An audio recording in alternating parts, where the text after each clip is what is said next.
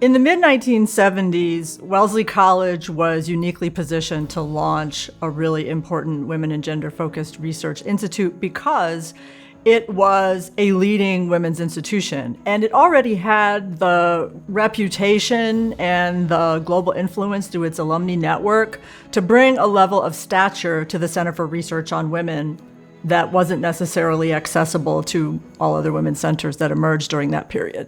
I think people were becoming more and more aware of the many injustices and inequalities in terms of men and women. The conversations were opening up, but there hadn't been very much academic interest in these things. But Wellesley was absolutely logical place, and Wellesley was there right at the beginning. When Barbara Newell decided to launch the center, she brought in Carolyn Elliott as its first executive director. Because of Wellesley's international reputation, the Center for Research on Women was able to hit the ground running almost immediately. And the early researchers were able to get their work up and running right away because they were already well-trained, ready to go, and they were coming into a place with resources and connections.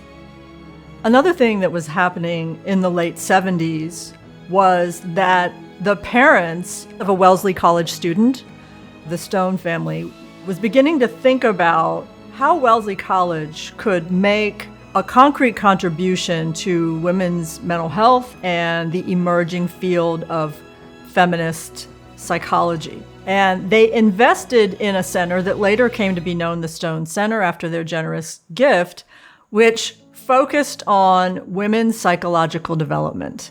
This was novel at the time. One of the things the Stone Center is most noted for is many important publications and work on women's growth and development and how everyone needs to learn from women, not just about women.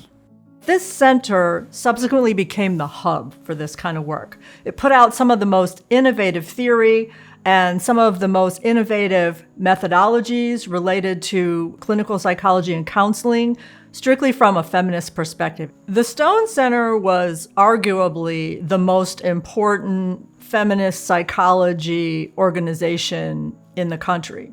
In the mid-1990s, when the college decided to administratively merge the Wellesley Center for Research on Women and the Stone Center into one entity, they were doing so based on the foundation that both centers were doing incredibly influential work, and it made sense to strengthen their output by bringing the two centers together as one. That's why we're called the Wellesley Centers for Women with an S. It consolidated work that was very similar. It made communication easier across the two centers on different parts of the campus. We had a larger pool of resources and people and perspectives, and I think we all learned from each other. It gave us the opportunity to be known as one entity squarely located at Wellesley, this powerful women's institution.